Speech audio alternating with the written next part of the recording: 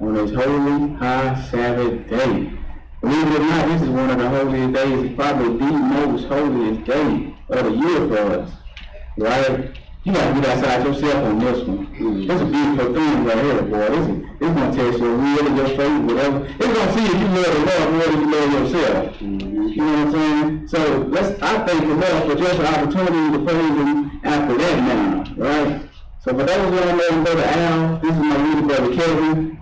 We're coming to you on behalf of the Vineyard of Israel, in the name of the God of Abraham, Isaac, and Jacob, with a message on this holy high Sabbath entitled The Day of Atonement. It's a simple title because that's what it is. The Day of Atonement, right? So we've been appointed by God to be here, right? We got appointments, just like you got a doctor's appointment, but God got appointments too for His people, right? Like I say, my sheep hear my voice. You come to my appointments when I call, right? So that's why we're here, right? He gave us this season. He gave us the time that this event is supposed to take place, and He gathered us all together. How? By His word.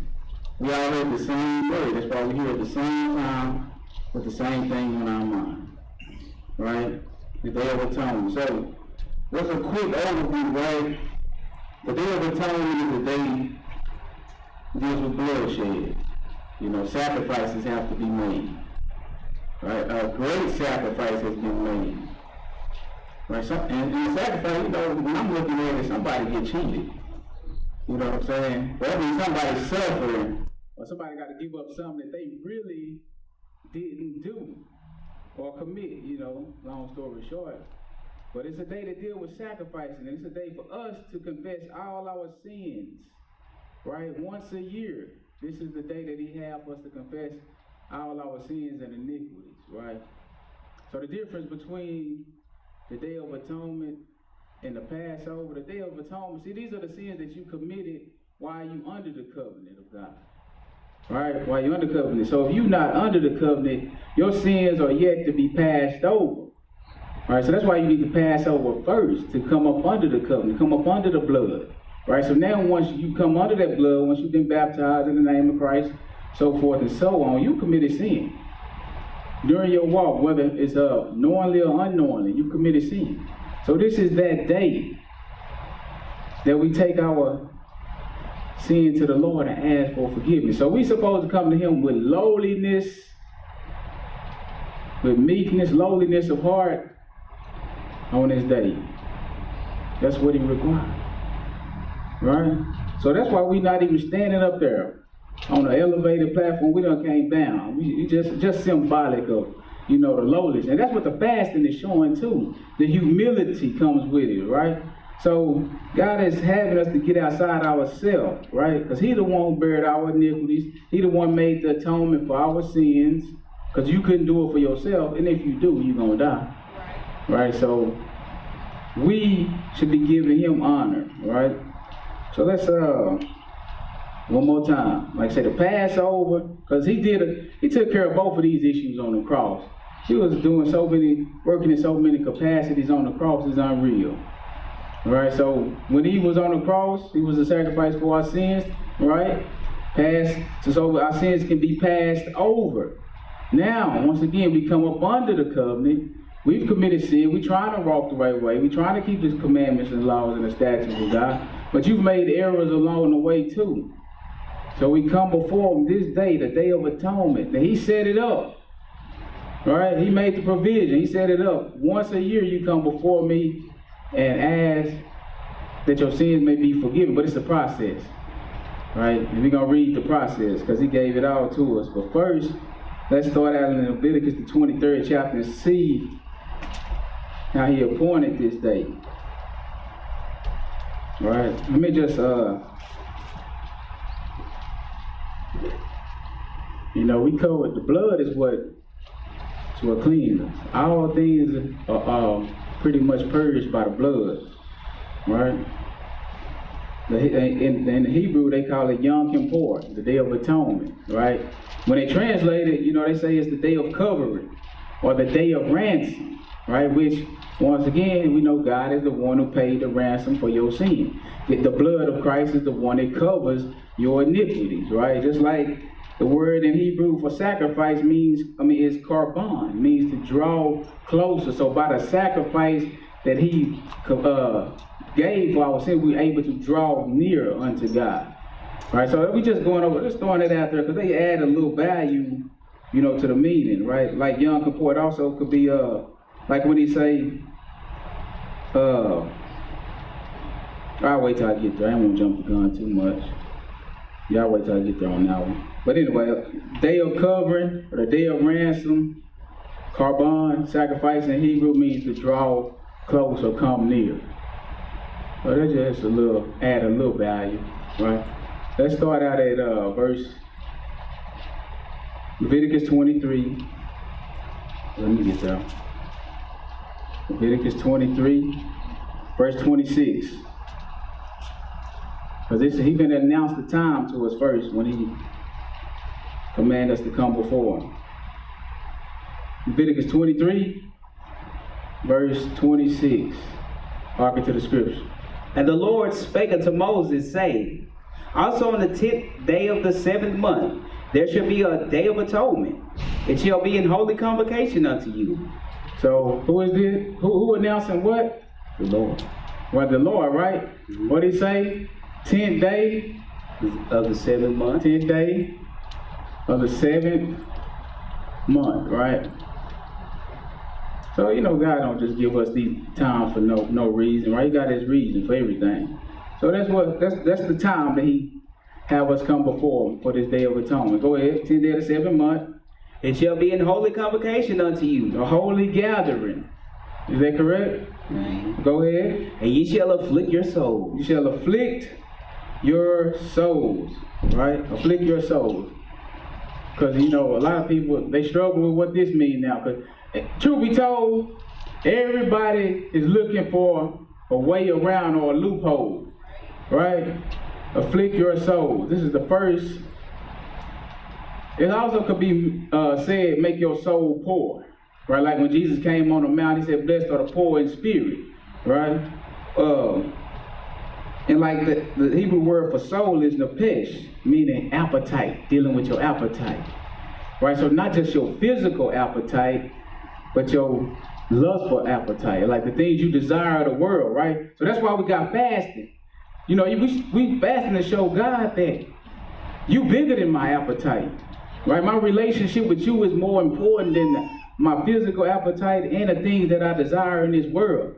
So prove it. Afflict your soul on this day, right? Or make poor your soul, right? Let's go. An offering made by fire to the Lord. So with the fasting, we're trying to prove to God that our God is not in our belly. Right, like David, he came up with a psalm. He said, he testified about the people and their wickedness. He said, God is in their belly. Right? Mm-hmm. But let's keep going. He said what? Afflict your soul and offer an offering made by fire unto the Lord. Go ahead. And ye shall do no work in the same day. No work. We just writing down stuff, information as we go. No work. That is 2 words. It's just kind of close together.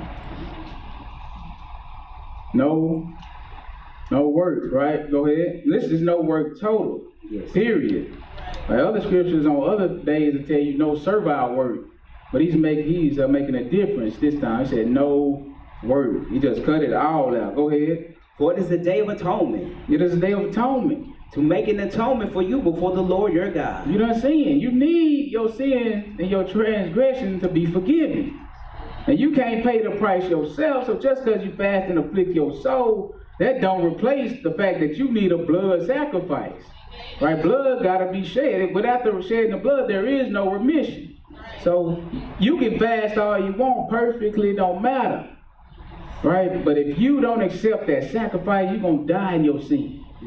And that's what we gotta remember, right? Because some Hebrews now, they don't believe in the Messiah. They trying to get salvation by the works.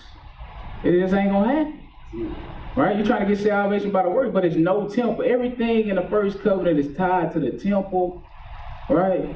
And to the vessels and to the high priest actually being the Levitical priest. Those things are intertwined. Mm-hmm. So it's in fact that we don't have that.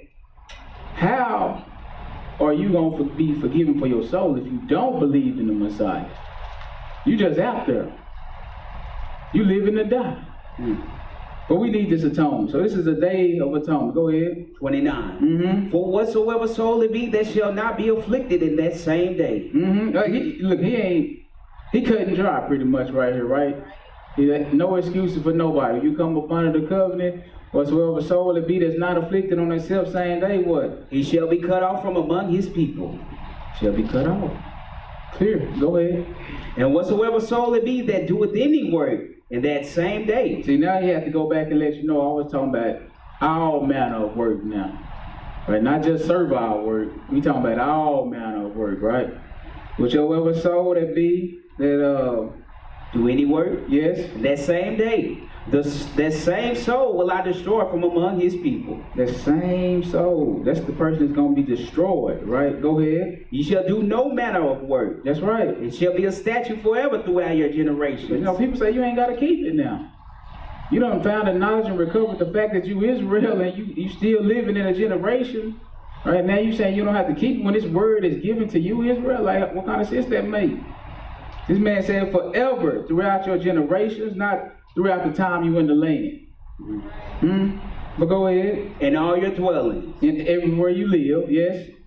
It shall be unto you a Sabbath of rest, and ye shall afflict your souls. So rest, no work. He told us that you shall afflict your soul. That's to fast. Right? But the day is bigger than fasting. I don't want us to think the Day of Atonement and fasting is the same thing. Right? The Day of Atonement is bigger than that. Because you know we do word association, you know, it's just how we are. But it's bigger than fasting. Fasting is just a part, right? Afflicting our soul is just a part of the overall day. Because truth be told, we got a lot of stuff in this Day of Atonement, right? And we'll pick out as much as we can, but it's a lot of stuff. What verse you at, 32? In the middle of 32. Yes, sir. And the 9th day of the month at even. So you see how specific he is on this day? Like other days, you know, he'll give it to us, you know, the 15th day of the 14th month, stuff like that, dealing with Passover, but he's very direct on this day. You shall afflict your soul, because he told you, remember, 10th day of the 7th month, right? And he told you. Now, the 9th day of the month at evening. Why the 9th day at evening? Because the Lord's days start in the evening. Right from the evening to going back to Genesis when he did the creation, the evening and the morning was the first day. That's how he set up the daily cycle. The evening and the morning was the second day. It don't matter that man changed the time. Right? The day and the night is still, the signs are still the same. So we got to get on his page. Right? We got to make it through all of the deception of man and find a way to get on the page of God. All right? So we got the instructions, but we got to be willing to listen. So he said the 9th day at eve, you should celebrate your Sabbath. So that the 9th day at eve starts the 10th day. Just like when we're dealing with the weekly Sabbath, right? We start on what? Friday night to Saturday night. So the 6th day at evening starts the 7th day, right? And we go from evening to evening, right? So go ahead. From evening unto evening shall ye celebrate your Sabbath. That's right. Go ahead. And the Lord spake unto Moses, saying. So hold on. He said, I just want to get this little word, celebrate, right there. When you think of celebration, what you think about? A joyous occasion, right? This is what the Lord will tell you should be joyful to you. To have your transgressions passed over, like this should be the highest celebration you can get, right? It's nothing better, right? You got a chance now.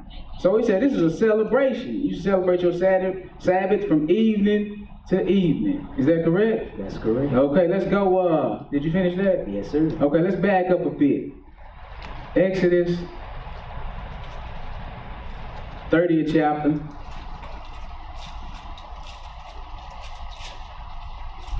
Let me just write down. So did I write down sacrifice? That's what. These are just some things that's tied to the day. Sacrifice.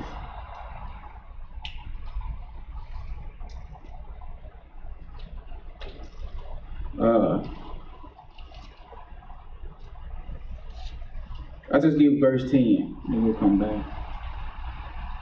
Go ahead. And Aaron shall make it an atonement upon the horns of it, once in a year with the blood of the sin offering of atonements. Once in the year shall he make atonement upon it throughout your generations. It is. Go ahead. It is most holy unto the Lord. Right. So that was the altar right there. That was the altar that was before the tent. It's two altars. Right, this is the altar where the incense go up, which represent what? The prayers of the saints. Right, so he told basically you cleaning it with the blood, but you only do this once a year. But the altar that you offer the beast, you know, that's before, that's on the outside. Right, so you make the sacrifices on that every day. But this one right here, once in a year. When is that? On the Day of Atonement, the 7th year. So the reason why I went here, because it's gonna come into play later. But let's go Hebrews 9 and then we'll do Leviticus 16. Because like we say, we're dealing with the first covenant right now. Because we can't understand the second one if we don't understand the first one. Right? You can't just shoot it out to Revelation without knowing what happened in Genesis. Well, you can, but you ain't gonna understand.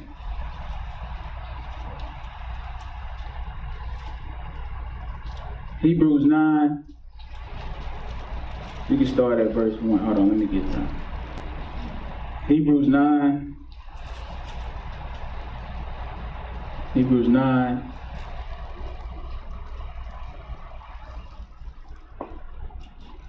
Verse 1. Go ahead. Then verily the first covenant had also ordinances of divine service and the worldly sanctuary. And that's what we're going to read. We're going to read the services when it's applying to the Day of Atonement.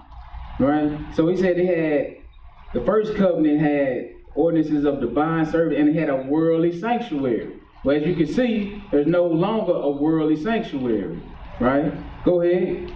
For there was a tabernacle made the first. So it was a tabernacle, like I said, the worldly sanctuary, and in it, what happened? Wherein was the candlestick and the table. So these are the tools and the vessels that was within the temple or the worldly sanctuary. Go ahead. And the showbread, which is called the sanctuary. That's right. And after the second veil. So now it's a curtain. You got all of these items.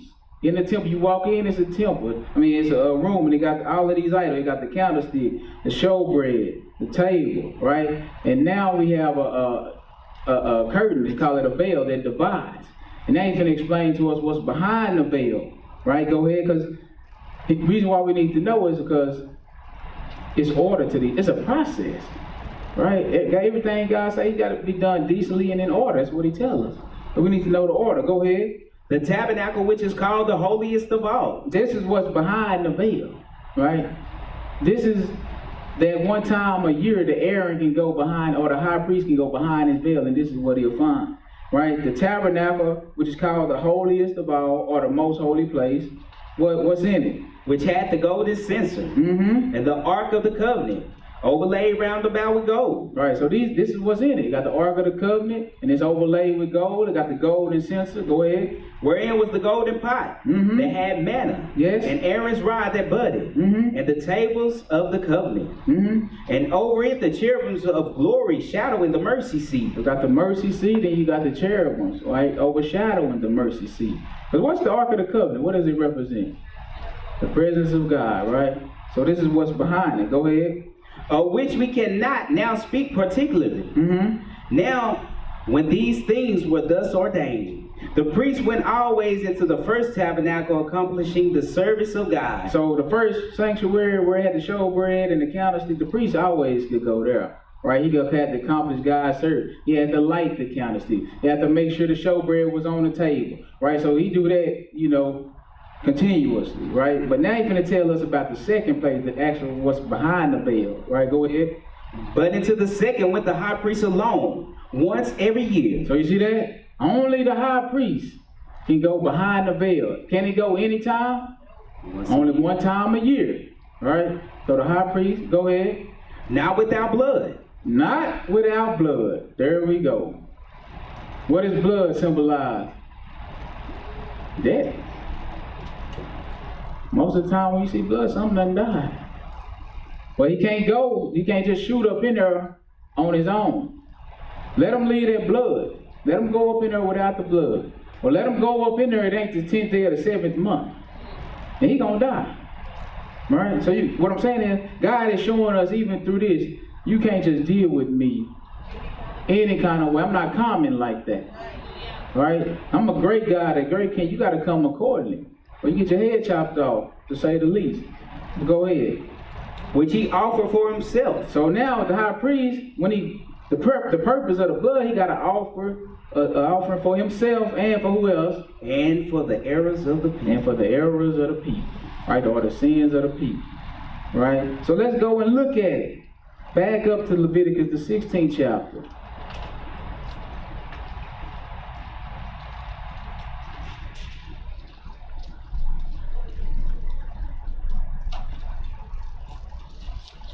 We'll start at verse 1, Leviticus 16.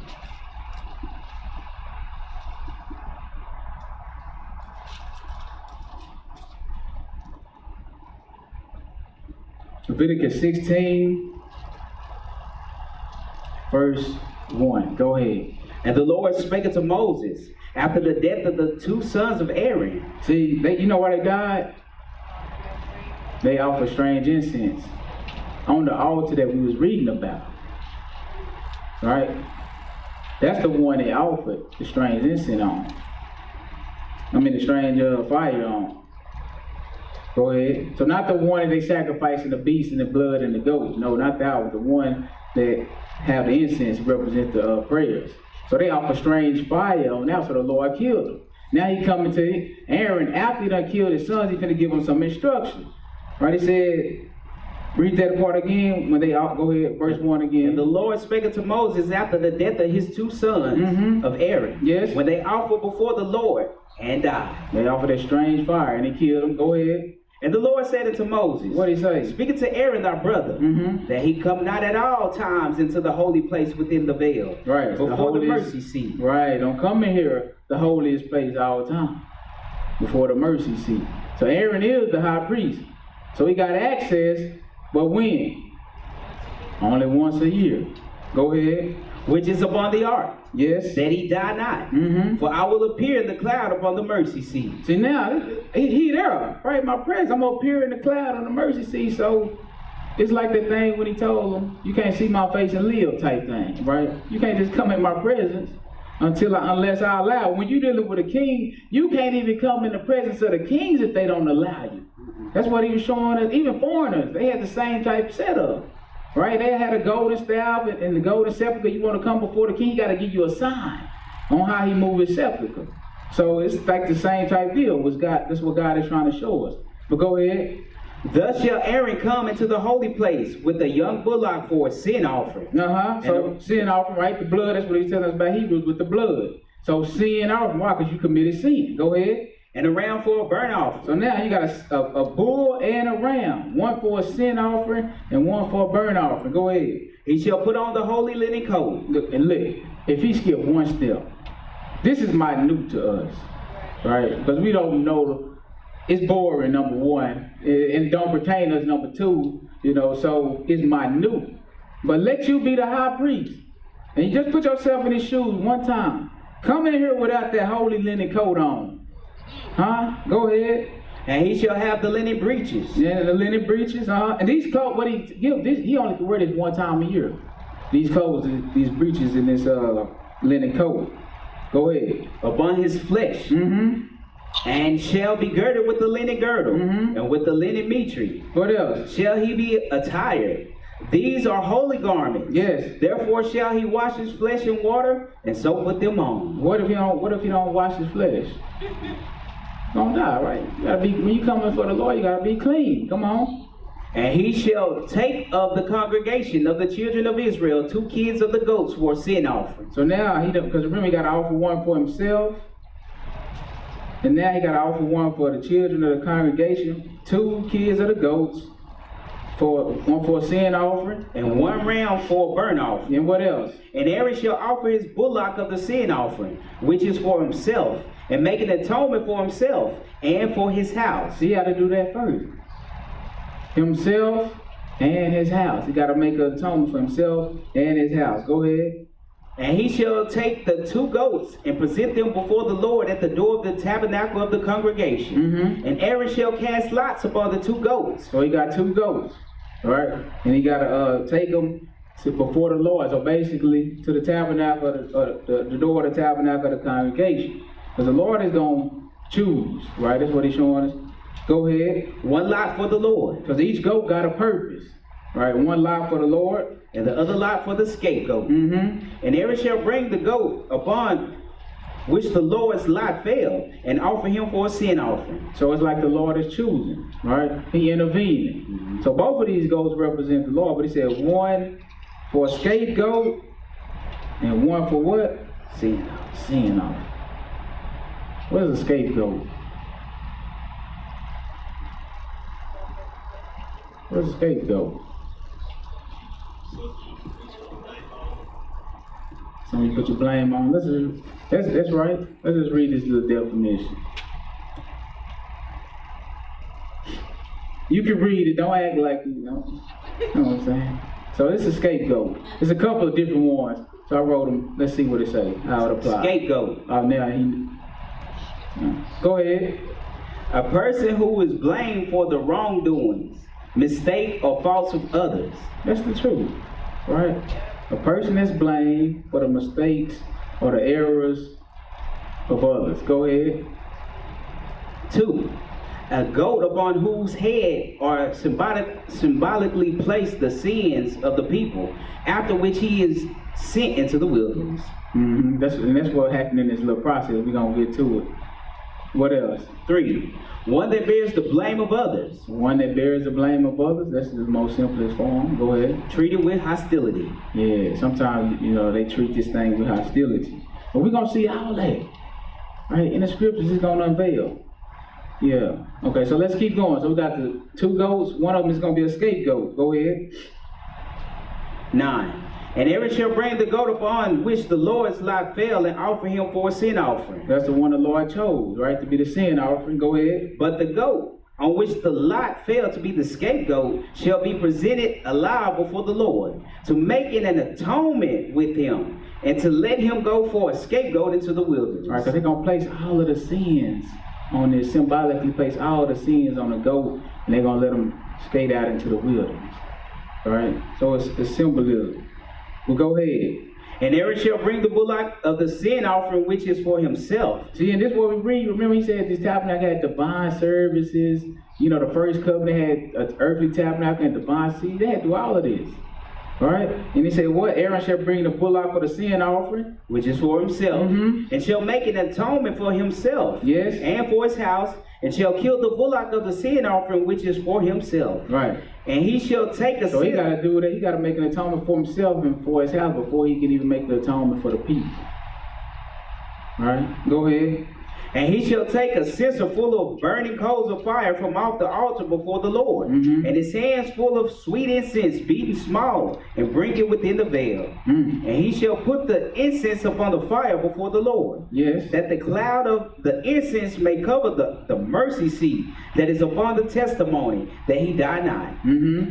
And he shall take of the blood of the bullock and sprinkle it with his fingers upon the mercy seat eastward. And before the mercy seat shall he sprinkle of the blood with his fingers 7 times. Then shall he kill the goat of the sin offering that is for the people, and bring his blood within the veil, and do with that blood as he did with the blood of the bullock, and sprinkle it upon the mercy seat and before the mercy seat. So he got a lot of work to do. He's sprinkling blood upon the mercy seat. This is when he come before. So this is the order you have to maintain. Right? What verse you at? 15? 16. Okay, go ahead. And he shall make an atonement for the holy place. See, look, it ain't just for the people too. Right? He got to make an atonement. Remember, it's the Hebrews, I believe it's 9 chapter tell you almost all things by the law are purged by the blood. So he got to make an atonement for himself. What else did you just say? His house. His house, we got that. And the holy place. The holy place, right? So we got to make an atonement for the holy place too.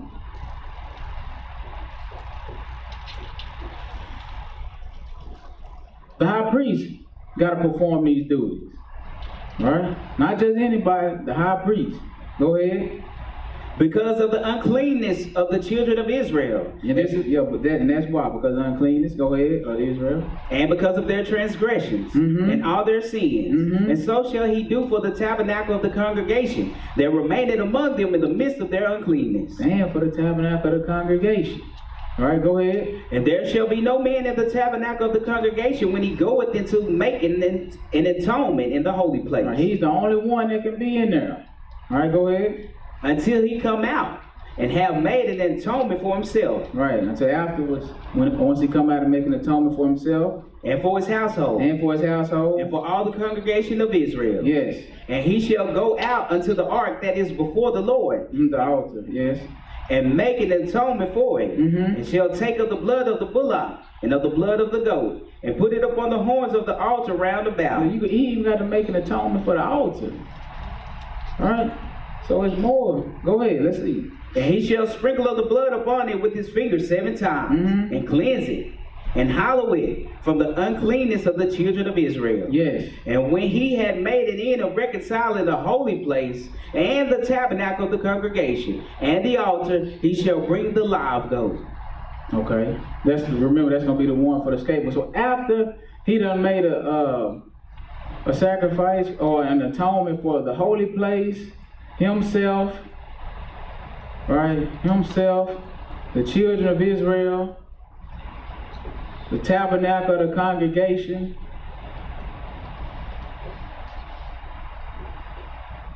then you go and you get that scapegoat.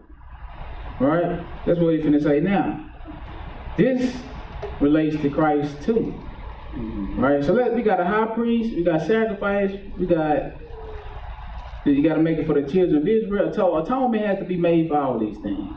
Right? Christ did this all in one work. You know what I'm saying? So we're gonna see if we can pick that out, and then we'll see if we can parallel the two. Right, but go ahead. 21. Yes, sir. And Aaron shall lay both his hands upon the head of the live goat, and confess over him all the iniquities of the children of Israel. Right, so you remember Hebrews 6 chapter, the Lord was talking to us about his basic doctrines, and one of them was the laying on of the hands. Right, he's trying to teach us, right? The laying on of the hands is symbolizing, transference. Right, so in this instance, we transferring the iniquities of the children of Israel to their scapegoat. So the scapegoat didn't do nothing. That's why he's a scapegoat. But you, children of Israel, you done sin all day, every day. Right? But on this day, we gonna transfer your sins, put them on something else. Make an atonement for it. Which you really deserve. Let's just keep it real. This scapegoat should be the scapegoat. But the Lord is so merciful. See, it's grace. Grace in the Old Testament, right? He put your sins on an animal. Right? But go ahead. And all their transgressions and all their sins, putting them upon the head of the goat, and he shall send him away by the hand of a fit man into the wilderness. So he's going to send him by the hand of a fit. Why you got to be so direct? You know what I'm saying? What if it ain't no fit man? Well, you better go find one. You see what I'm saying? Do not come here and try to replace fit with fat. You see what I'm saying? It's not going to work. No, you do it how I told you.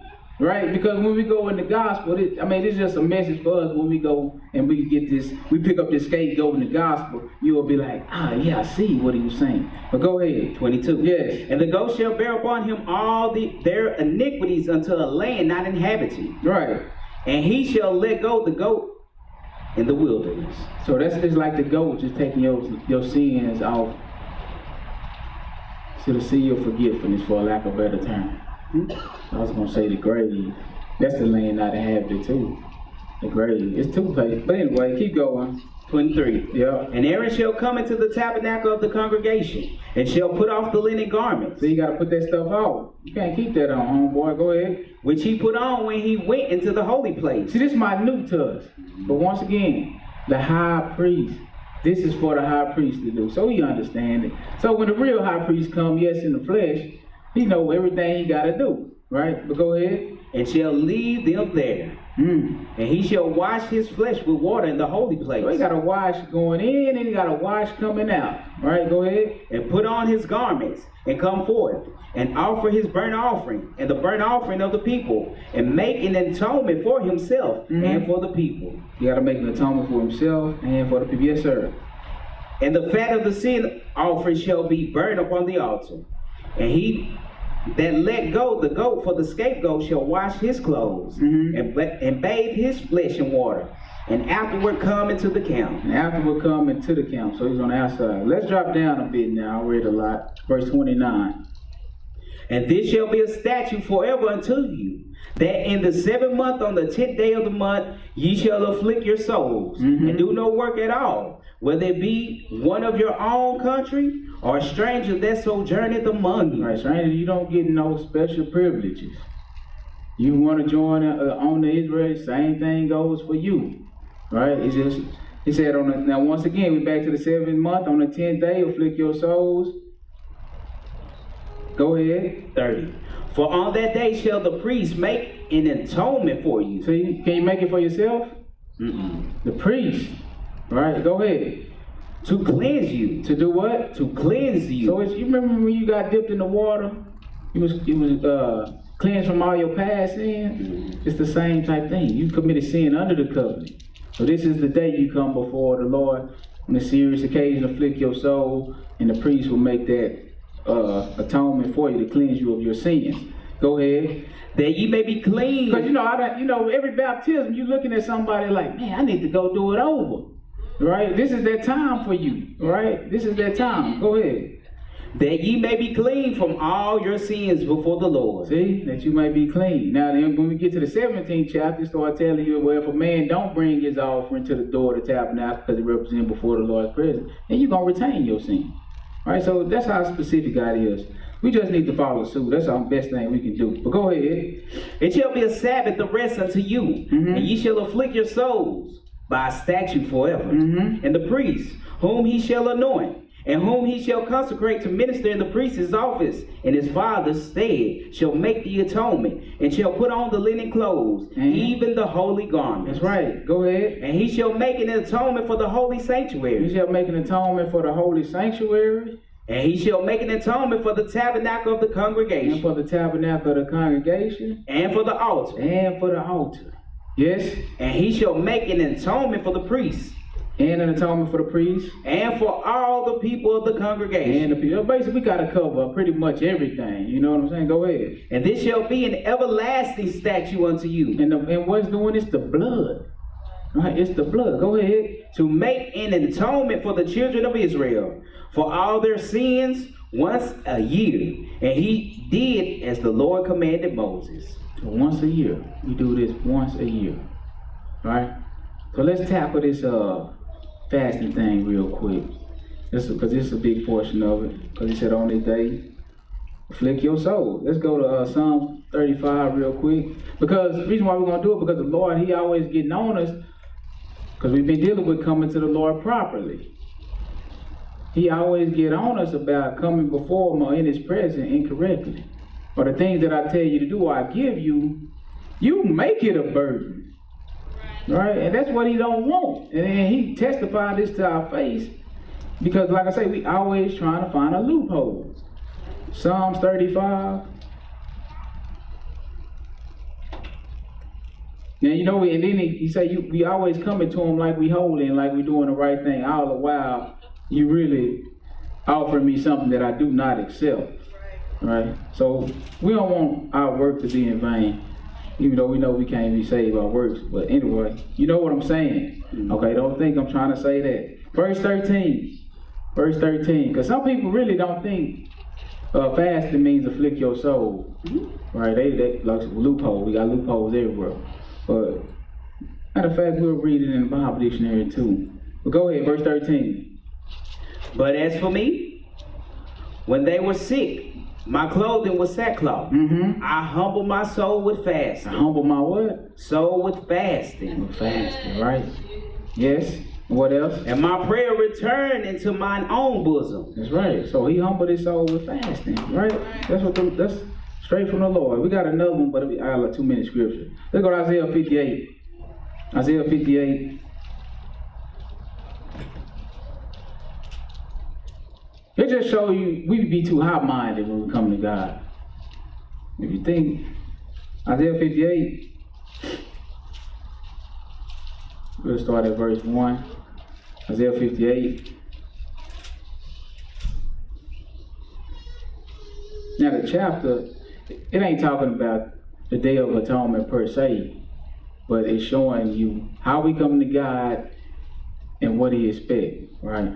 But I'll point, go ahead. Verse 1, hearken to the scripture. Cry aloud, spare not. What you talking about? Lift up thy voice like a trumpet. To do what? And show my people their transgression. You gotta show them, because we got blinders.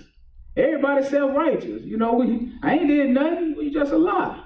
You know what I'm saying? Show my people their transgressions. And the house of Jacob their sin. And look what he's about to say now. Go ahead. Yet they seek me daily. Like how? And delight to know my ways. Hey, you come before me every day. You delight to know my ways, but as a nation that did righteousness. Not you did righteousness, but you portraying the fact that you've done righteous. You come before me like you out. I see you. You know what I'm saying? Go ahead. And forsook not the ordinance of their God. See, this is how you coming before. This is how you coming to me. You acting like you haven't forsaken my ordinances when in reality you have. Because you not doing what I tell you to do, or you're not coming correct. Go ahead. They ask of me the ordinances of justice. And they take delight in approaching to God. It's like, remember, it's like kind of like the parable of the Pharisees and the publican. You coming before me like you just A1. You delight, but all the while, you ain't gonna bust a grape in a fruit fight. Go ahead. 3. Wherefore have we fasted? Now he's showing us their mentality, right? This is the mentality. Wherefore have we fasted? We fasted for nothing, in other words. Go ahead. Say they. You ain't do what you said. We try to blame God. You ain't do what you said. No, you didn't do what you said you was gonna do. Or it's like Saul, you did half and want full credit. See, that's how y'all do in school. Y'all do half the work and then you want full credit. I seen y'all papers before, but go ahead. And thou seest not. Yes. Wherefore have we afflicted our soul? Look, this is God seeing this, right? He's saying, you don't even see us. Why? What's the purpose for us afflicting our soul? Go ahead. And thou takest no knowledge. And you ain't, it's nothingness to you. Go ahead. Behold. Yes. In the day of your fast ye find pleasure. So now you have to tell him. You knew you was doing it, but since you want to act all holy and pious, let me put it in your face, right? And when the day when you did fast, you found pleasure, right? Fasting is a sign of remorse, right? You lowly. That's what the ashes is representing. Lowliness. It don't get no lower than ashes. The sackcloth, the lowest garments you can put on, but you're not you. You came with your same old. You found pleasure. Go ahead. And exact all your labor. Now you still go to work. Everything. You still check your stocks. If you ain't at work, you sneaking. You doing whatever. But I see you. Go ahead. Behold, ye fast for strife and debate. See, look, you're not fasting for righteousness.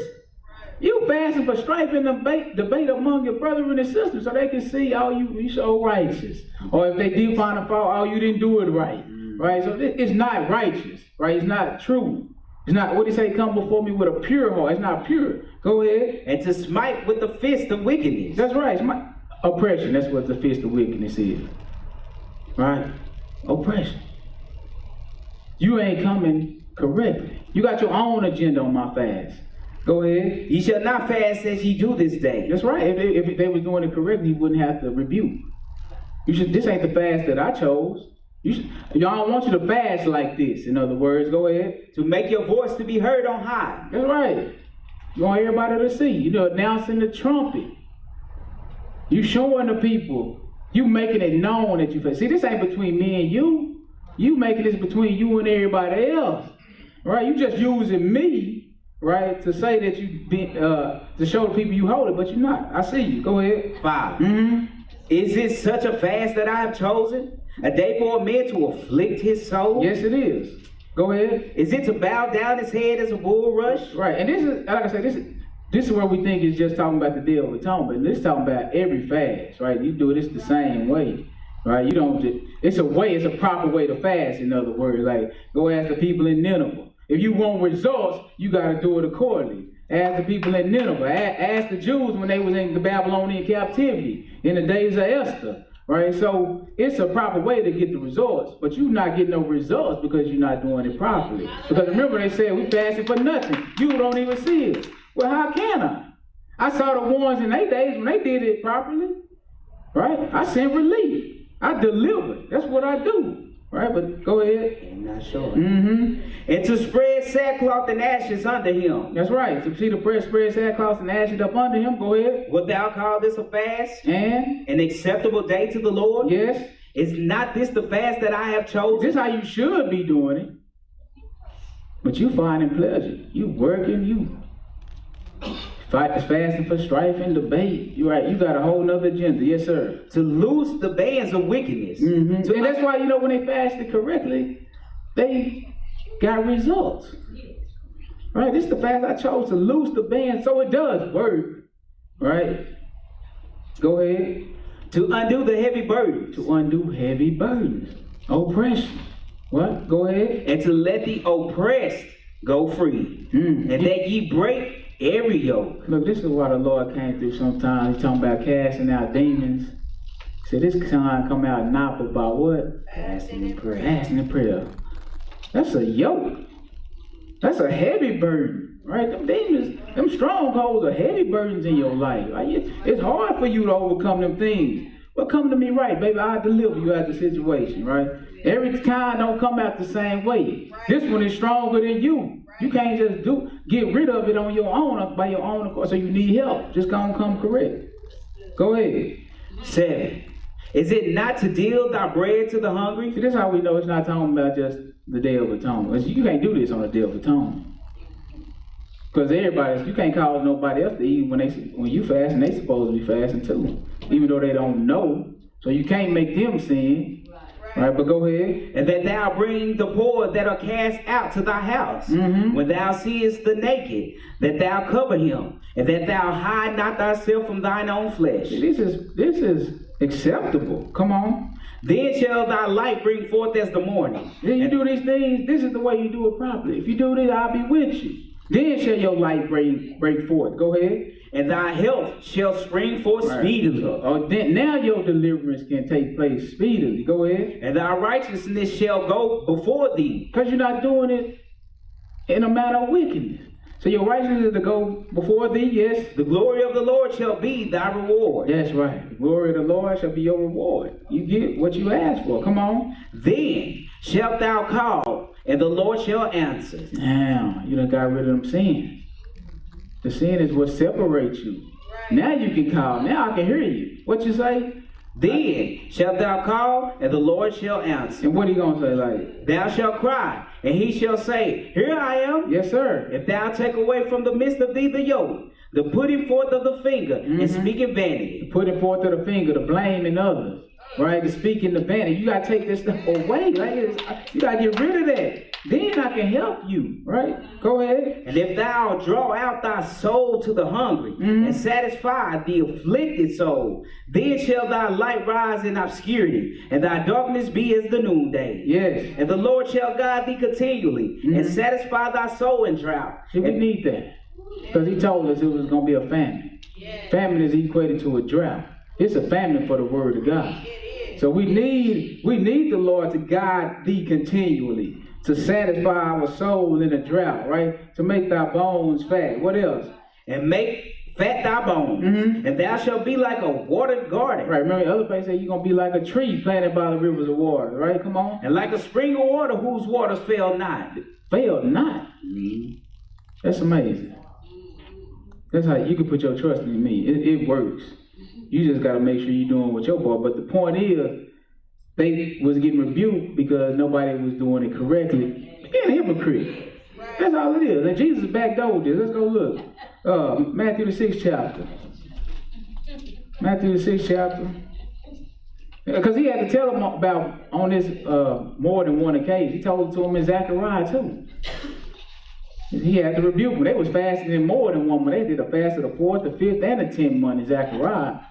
And he said, you done fasted 70 years, but did you at all do it to me? You know what I'm saying? Like, nah, you fasted for pointing the finger, for vanity. But that's like he said in Isaiah. So Jesus came in the flesh, yes?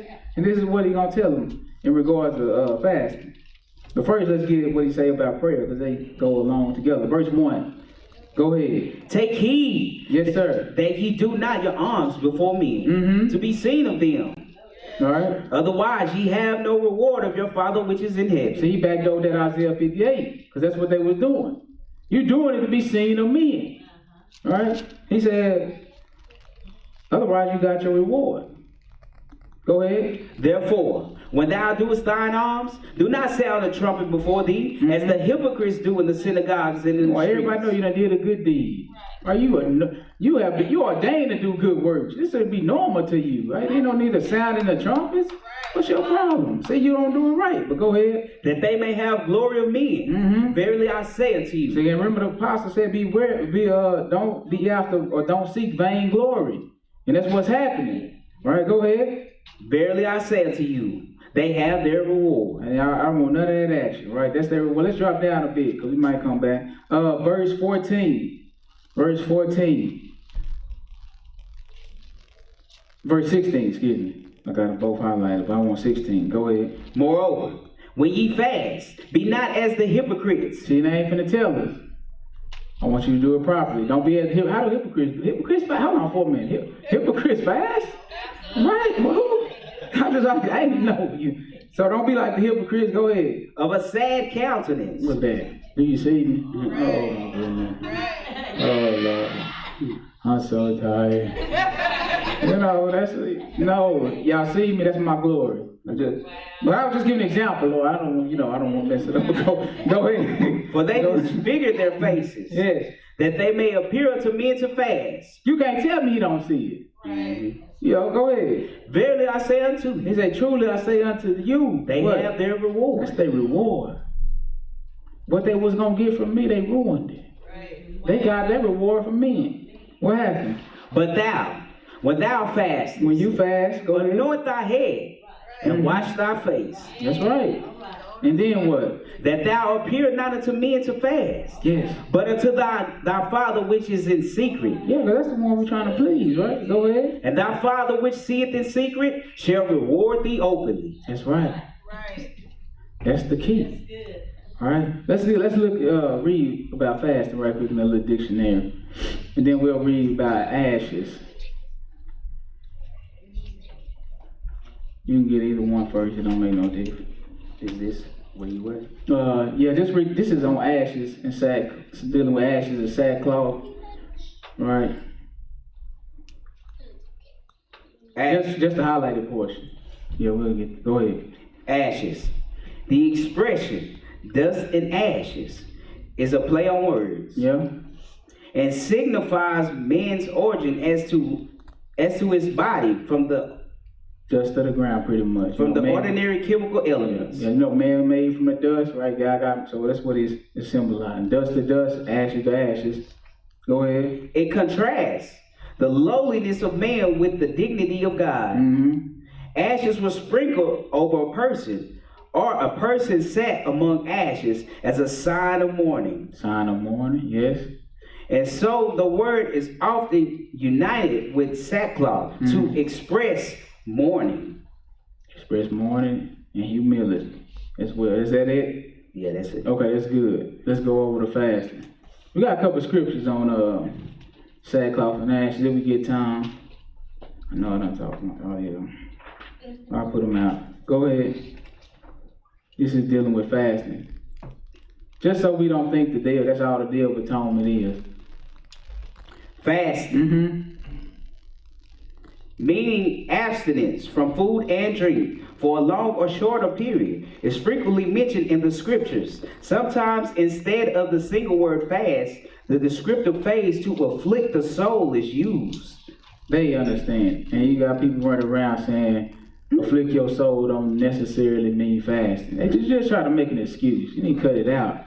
All right, but go ahead. The reference being to physical fasting rather than to spiritual humiliation. This term is used in various parts of the Old Testament, but is the only one used to denote the religious observance of fasting in the Pentateuch. The only fast required by Moses was that of the Day of Atonement. Well, God gave it to Moses, but this is how they say it. So the only required one was, what'd you say? The Day of Atonement. That's today. 10th day of the 7th month. Go ahead. Before the Babylonian captivity, it was the one regular feast. During this period, there are many examples of fasts on special occasions held because of transgression or to ward off present or impeding calamity. Yes, to ward it off, right? Present danger or impeding danger, right? Is that it? That's it. Okay, let's get out of that. That's good. Let's go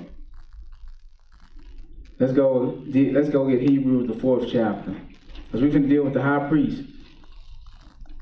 We know it was Aaron in the Levitical priesthood. Now we finna walk to our day and age. Even before, but it's still raining. Hebrews 4. Let me get there.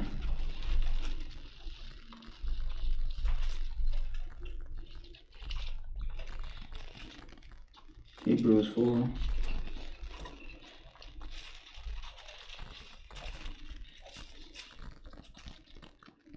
Verse 14. Go ahead.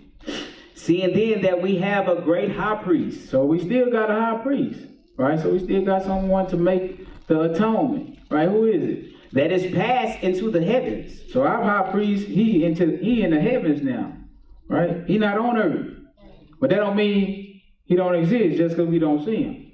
Go ahead. Jesus, the Son of God. That's it. Who? Jesus, the Son of God. Okay, so we got the high priest. Jesus. All right, go ahead. Let us hold fast our profession. For we have not an high priest which cannot be touched with the feeling of our infirmities. All right, we don't have a high priest that can't relate to how it is to be able to walk in the flesh, right? That's what he's saying. Come on. But was in all points tempted like as we are. Yet. It's big. What? Yet. Without sin. That's a better high priest. Wow. Them other high priests, they sin. Right. Well, them got one now that walked in the flesh and was tempted in every point of the law, adultery, fornication, all that. And he still was without sin. Go ahead. Let us therefore come boldly unto the throne of grace, that we may obtain mercy and find grace to help in time of need. That's right. Let's go over to the 9th chapter of Hebrews. Let's see it again.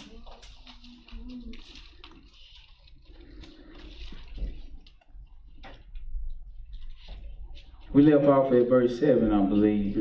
We'll pick it up at verse 8. Go ahead. The Holy Ghost this signifying that the way into the holiest of all was not yet made manifest, while as the first tabernacle was yet standing. So while we had that earthly tabernacle, he said the Holy Ghost signifying that the way for us, or the way to the holiest of all, is not yet made known. But the first one still is standing. And we know how it is in the first one. Only the high priest can go in the first one once a year on the Day of Atonement. Well, go ahead. 9. Which was a figure. Yes. For the time then present. In which were offered both gifts and sacrifices. Yes. That could not make him that did the service perfect. That's right. As pertaining to the conscience. That's right. So no matter how many times they sacrificed them bulls and them goats, that couldn't make your conscience perfect. Long as you had a sin or to offer for to atone for your sin, long as you had an animal, that's what they was doing. Instead of trying to refrain, you just get worse and worse. Right? As long as you got an animal. But go ahead. 10. Which stood only in meats and drinks and divers washings and carnal ordinances. So you saw how he was washing and cleaning himself and putting on the garments, right?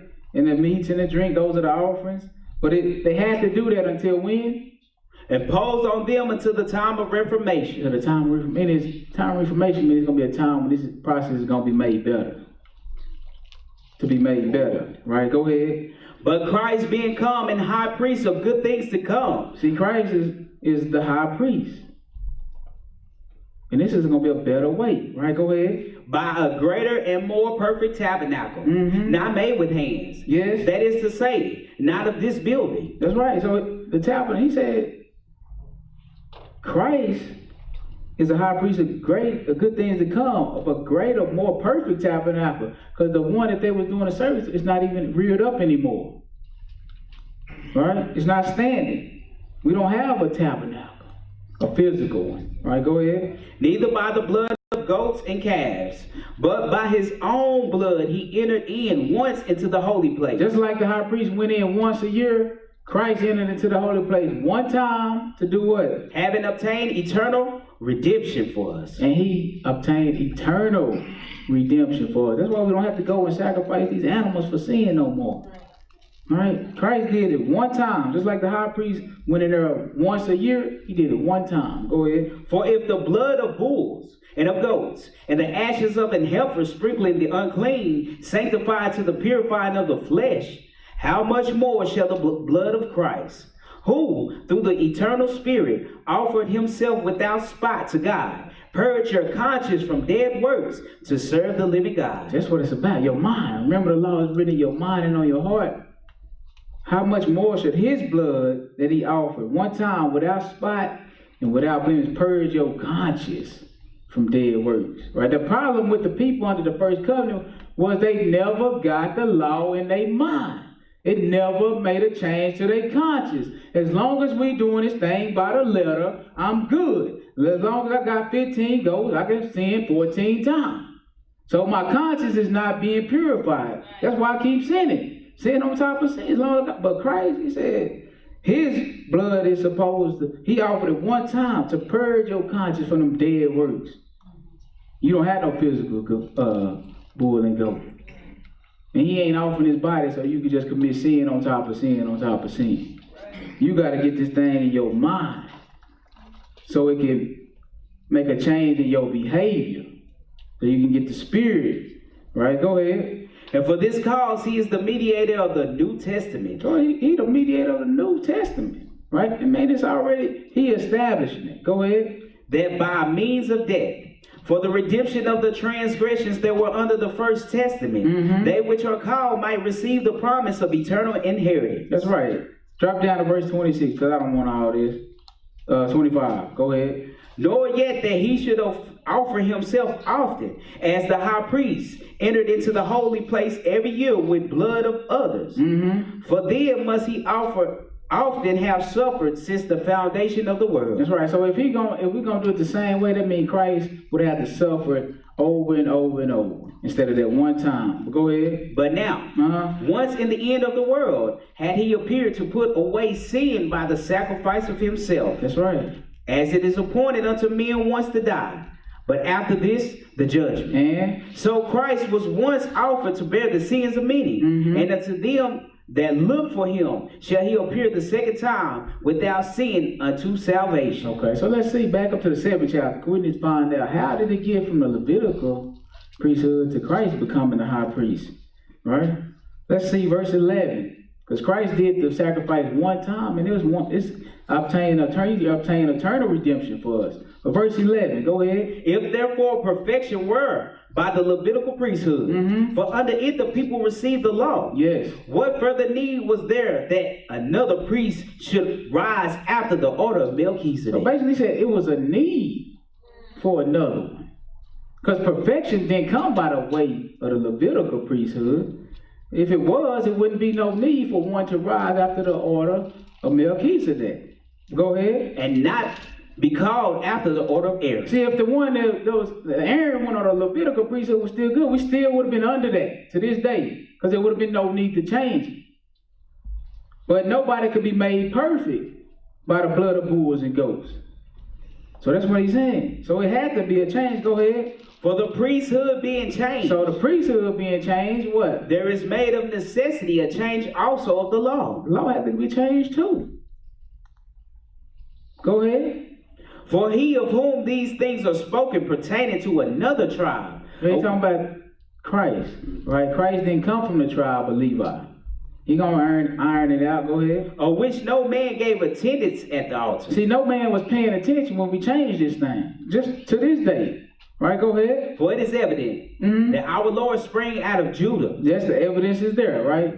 Jesus Christ, the line of the tribe of Judah. What else? Of which tribe Moses spake nothing concerning priesthood. Right, and when the law was given by Moses, right, it was no law about priesthood talking about the tribe of Judah.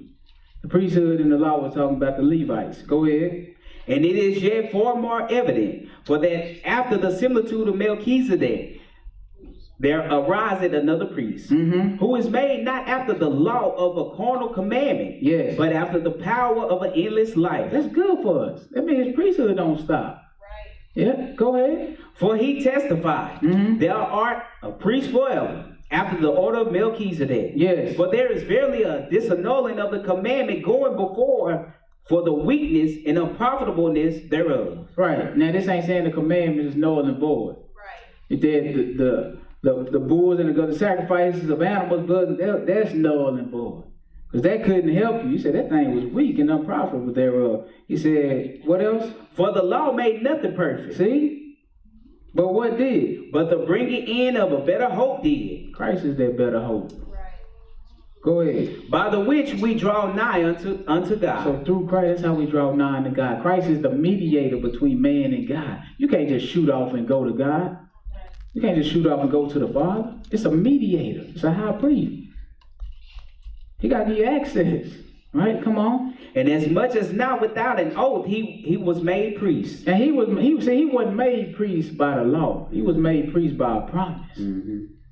Go ahead. For those priests were made without an oath. The Levitical priesthood wasn't made with oath. They was made by the law, priests by the law. Go ahead. But this was an oath by him that said unto him, the Lord swear and will not repent. Thou art a priest forever, after the order of Melchizedek. So who said that? Who said you a priest forever after the order of Melchizedek? The Father, right? He said that to the Son. So he got the priesthood by a promise. And it don't get no higher than that. All right, but go ahead. 22. By so much was Jesus made a surety of a better testament. Yes, so the New Testament is better. Right. What else? And they truly were made priests, because they were not suffered to continue by reason of death. See, that's why Aaron still ain't the priest. He died. That's how you get out of the priesthood. You die out of the office. So all of them priests after his order, they came, they did their job, and they died. Right? But this one, he don't die. Right. His priesthood don't cease. All right, come on. But this man, because he continued forever, had the unchangeable priesthood. Wherefore he is able also to save them to the uttermost that come unto God by him, seeing he forever liveth to make intercession for them. So he make intercession for the ones that come to God. What else? For such an high priest became us, who is holy. So he walked in the flesh. All right, go ahead. Harmless, undefiled, separate from sinners, and made higher than the heavens. What else do we do? Who needed not daily, as those high priests, to offer up sacrifice. Right, because he already offered up one perfect sacrifice. Them sacrifices wasn't perfect. That's why they had to constantly do them. But he offered up one perfect one. And then, so he don't have to do it every day. Go ahead. First for his own every once a year. Go ahead. First for his own sins, and then for the people's. For this he did once, when he offered up himself. That's right. And we're going to look at his sacrifice. Because he made the atonement perfect. But let's go into the 8th chapter. I just want to read verse 6. Well, 8 and 1, and then we'll drop down to 6. Go ahead. Now these things which we have spoken, this is the sum. We have such an high priest, who is set on the right hand of the throne of the majesty in the heavens. Yes. A minister of the sanctuary and of the true tabernacle. So our high priest is in heaven. He is not only a high priest, he a king. Because that's how Melchizedek priesthood is, a king priest. That's why he sit on the throne. Right? And you know when he ruling? Well, let the Bible tell you. Go ahead. Which the Lord pitched, and not man. For every high priest is ordained to offer gifts and sacrifices. Wherefore it is of necessity that this man have somewhat also to offer. So he had to offer an offering. Right? He can just come and be the high priest without offering up an offering. And the offering that he gave was himself. Go ahead. For if he were on earth, he should not be a priest. That's right, because we already got priesthood on earth. Right. Go ahead. Seeing that there are priests that offer gifts according to the law, who serve unto the example and shadow of heavenly things, as Moses was admonished of God when he was about to make the tabernacle. Yes. For see, saith he, make it out of this pattern. Go ahead. That thou make all things according to the pattern shown to thee in the mount. Yes. But now hath he obtained a more excellent ministry, right, by how much also he is the mediator of a better covenant. Look at this. He the mediator of a better covenant. I just want to hone in on this because people are saying we're not under the new covenant now. It's crazy out here. Right? But look what he's saying. he obtained, right? He already been given, right? He obtained what? A better ministry, a more excellent ministry. By how much he is the mediator, the go-between God and man, the high priest. Even when you was in Israel, you couldn't just shoot up to God. You had to go through the high priest. You couldn't just offer sacrifice. If you was the king in Israel, you just couldn't go and offer up sacrifices. That's the priest's job and their job alone. You can't do that. But now he said, this one is better. He the mediator of a better covenant, which is established upon better promises. He said, which, what? Was established. Which was and established, meaning it's done. It's here. It's done. It's in effect. It's all established. On what? Better promises. Better promise. Now he started telling you about the first covenant altogether. All right, go ahead and get that next verse. For if that first covenant had been faultless, then should no place have been sought for the second. But it had to be. Because we finna get to the minds of the people. So what's wrong with the first covenant? For finding fault with them. With the people. Finding fault with the people. You wouldn't getting it right because you just continue to sacrifice the animals as long as you had them. You came, you offered vain oblations and sacrifices. Your heart wasn't even in it. You gave because you had it. You the problem. But under this new covenant, you got to get the spirit. The laws got to be written in your heart and in your mind. It's going to produce a change within you. If not, like you say, circumcise the foreskin of your heart so you can make a change. If not, go ahead. For finding fault with them, he said, behold, the days come, saith the Lord, when I will make a new covenant with the house of Israel and with the house of Judah. Same people. He never changed.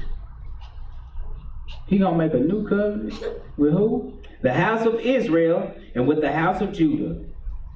That's good. Let's back up Leviticus 16 one more time. Picking up at verse 20. We're just going to briefly look at that scapegoat. And then we're going to see the scapegoat play out in the flesh. Leviticus 16, verse 20.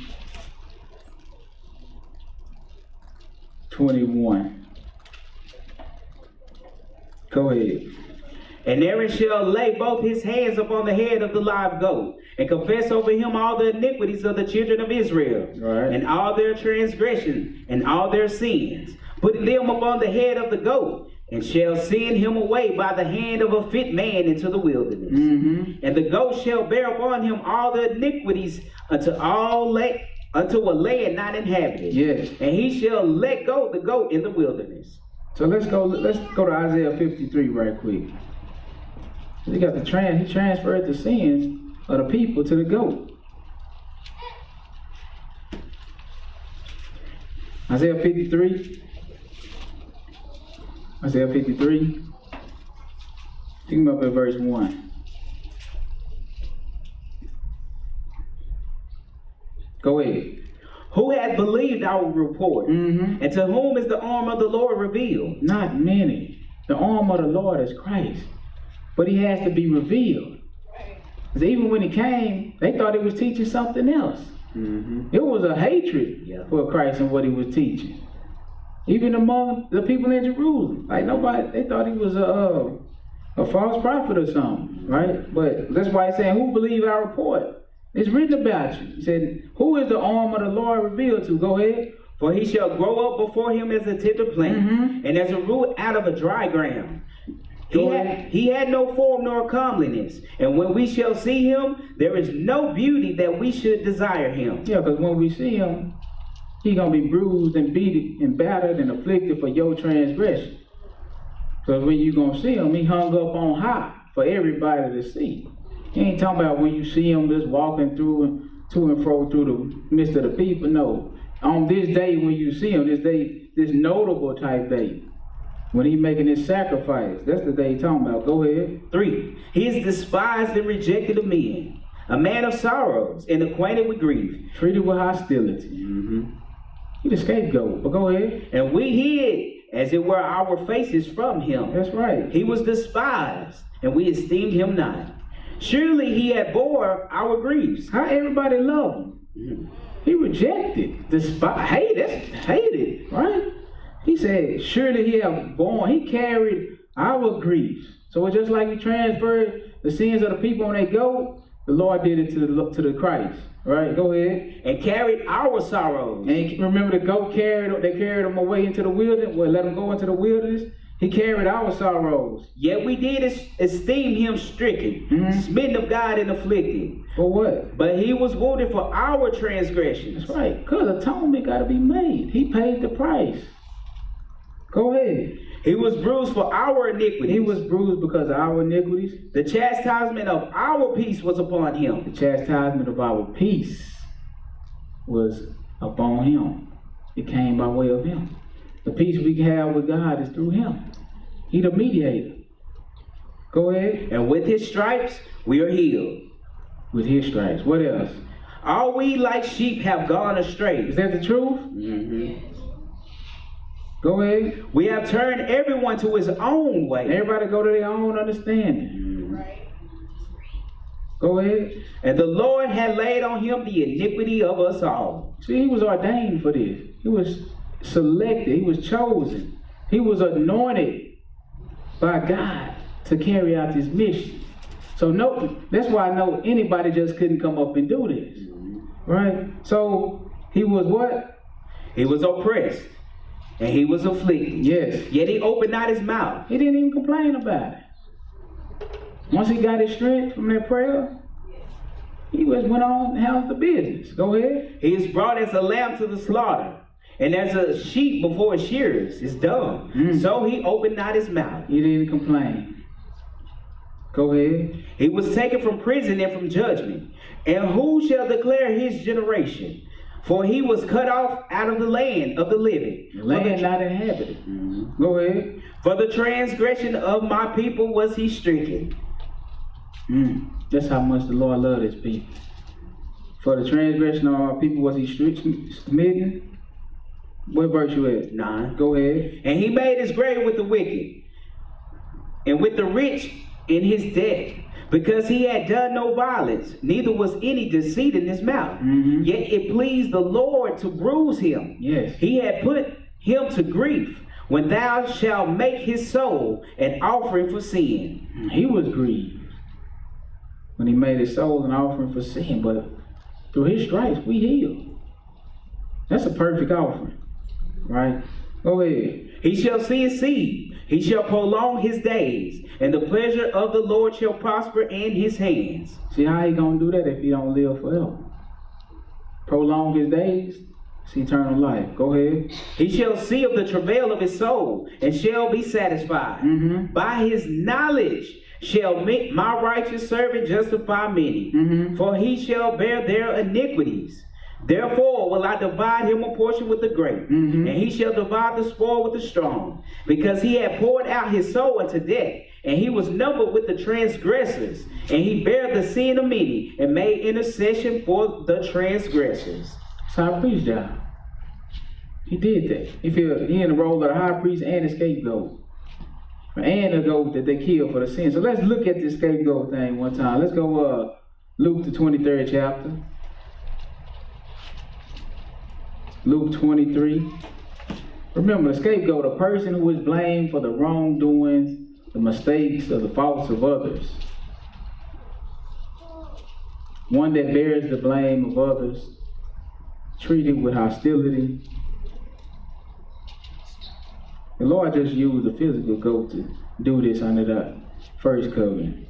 But the Lamb of God, which is Christ, he fulfilled all this. That's 23 verse 13.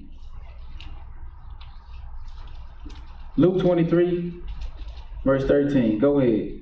And Pilate, when he had called together the chief priests and the rulers and the people, said unto them, Ye have brought this man unto me, as one that perverted the people. And behold, I having examined him before you, have found no fault in this man touching those things where you accuse him. Okay, so what that mean? That mean he innocent. Right? Just like the goat, the scapegoat, he did nothing. Right? The people's sins were transferred to the scapegoat. So now what he's saying, Pilate, like, I didn't examine, talking about Christ, I didn't examine him, the stuff y'all told me, he innocent. He didn't do what you said he did. Go ahead. No, nor yet Herod, for I sent you to him, and lo, nothing worthy of death is done unto him. That's right. He don't deserve to die. Go ahead. I will therefore chasten him and release him. So therefore we're going to beat him and release him. Go ahead. For of necessity he must release one unto them at the feast. So this is the feast of Passover. Right? But remember, he did this one time, this one offering, and it covers everything. He said, so they law was, or they custom was to release a prisoner each year at the Passover. You know what they doing? Freeing you of your debt. Mm-hmm. Right? Yeah, freeing you of your debt. Right? Forgive them of their debts is, if you want forgiveness, how the prayer go? Forgive us as we forgive them. You know what I'm saying? Go ahead, don't make me quote it. Go ahead. 18. Yes. And they cried out all at once, saying, away with this man, and release us Barabbas, who for a certain sedition made in the city, and for murder was cast into prison. Now he guilty. Right. Barabbas, you got two men on the judgment seat. You got Christ and you got Barabbas. Right? Barabbas is guilty. They say he was a what? He murdered. Mm-hmm. So he known. So let's see. Pilate, therefore, willing to release Jesus, spake again to them. See, Pilate, he want to release Jesus because he know Barabbas is guilty, Jesus is innocent. Right? Go ahead. But they cried, saying, but the people, remember, the people is crying. Mm-hmm. The sins of the scapegoat, or the people go to the scapegoat. So the people is crying out what? Crucify him. Crucify him. Uh-huh. And he said unto them the third time, why? What evil had he done? He don't understand it. What evil has he done? For what? Go ahead. I have found no cause of death in him. Mm-hmm. I will therefore chasten him and let him go. Yes. And they were instant with loud voices requiring that he might be crucified. They insist. They just won't give up. No. Get him out of here. Crucify him. See, this in Jerusalem. Just let you know they wasn't accepting of Jesus. They thought it was foreign what he was bringing. It wasn't widely accepted. This is utter hatred. Mm-hmm. Right? Go ahead. And the voices of them and of the chief priests prevailed. And Pilate gave sentence that it should be as they required. And he released unto them him that for sedition and murder was cast into prison, whom they had desired. But he delivered Jesus to their will. Go ahead. And as they led him away, they laid hold upon Simon, a Cyrenian, coming out of the country. And on him they laid the cross, that he might bear it after Jesus. Remember that scapegoat was led into the wilderness by the hand of that fit man? Mm-hmm. Jesus is going to bear his cross. He carrying the cross. And he carrying it outside of the camp. Right? So what do the cross represent? It represents sacrifice, right? It represents it represents the altar. When you come to the altar, you worshiping God. You offering up a sacrifice, right? So Jesus is carrying, he bearing his cross. Everybody tell you to bear yours. It's gonna cost you something. You're gonna have to make a sacrifice, right? Bear your cross, right? So this is the fit man, Simon. Right? They named him. Mm-hmm. Jesus is specific like that. If we go back and look when it's dealing with the scapegoat, say a hand of a fit man will lead them into the wilderness. The wilderness is a land uninhabited. Right? Christ told them time and time again, in a little while you're gonna seek me, but where I go, you can't come. Mm-hmm. Right? He was going to die, and he's going back to the right hand. Right? So he let them know. But go ahead. 27. Mm-hmm. And there followed him a great company of people and of women, which also bewailed and lamented him. And Jesus turning unto them, said, Daughter of Jerusalem, weep not for me. Hey, look what he said. Listen. Don't weep for me, but weep for yourselves. Why would he say that? Why would he say that? Weep for yourself. They in Jerusalem. The temple is coming down and the city is going to get destroyed. Don't cry for me. Cry for you. And he told you. And Luke, when we back up, we're going to see why he cried for the people. Right? But go ahead. And for your children. Yeah. And for your children. Right? What else? For behold, the days are coming. Because look, remember, the holy place. The holy place is Jerusalem. Right? He told, don't weep for me. Weep for you and weep for your children. Because what?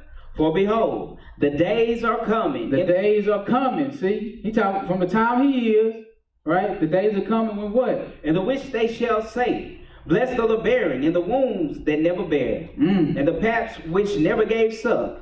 Then shall they begin to say to the mountains, fall on us, and to the hills, cover us. For if they do these things in a green tree, what shall be done in the dry? That's a parable. He telling them about the destruction of Jerusalem in 70 AD. That's what he telling them about. But back up to the 23rd chapter of Matthew. Let's get this count one more time. I mean the 27th chapter. Let's start at verse 15. Jesus is the high priest. We're going to look at the whole offering now. Jesus was the scapegoat.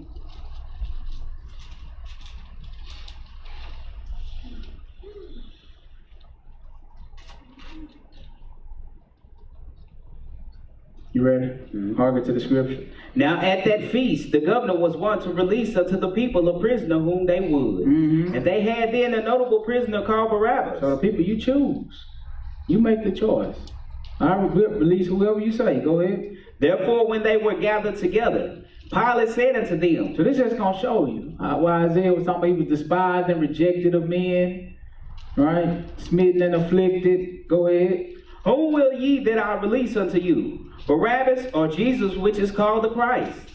For he knew that for envy they had delivered him. They hated him without a cause. Go ahead.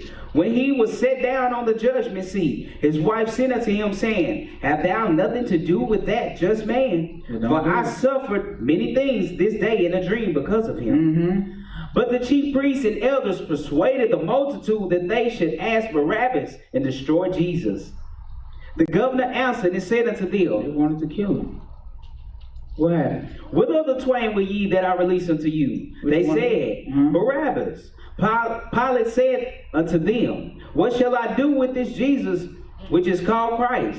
They all said to him, let him be crucified. And the governor said, why? What evil had he done? But they cried out the more, saying, let him be crucified. When Pilate saw that he could prevail nothing, but that rather a tumult was made, he took water and washed his hands before the multitude, saying, I am innocent of the blood of this just person. See ye to it. So he innocent.